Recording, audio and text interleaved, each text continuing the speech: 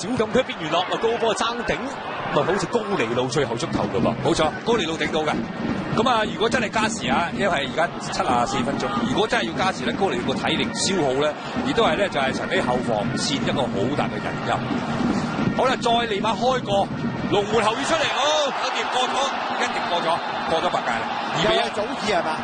利馬迪亞高過咗白界，越位㗎係咁樣，但係好似有人企喺柱邊㗎噃，係咪後腰出咗嚟就令到咧？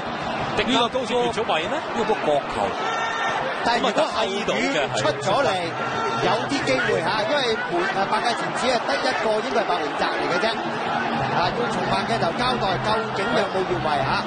佢仲有後羽出嚟打，就係對方頂到個波。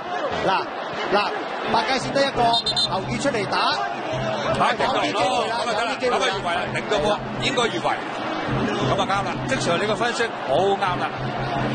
因為呢個波係經南華球員頂俾係迪亞高，然後射入，咁就越位。咁但係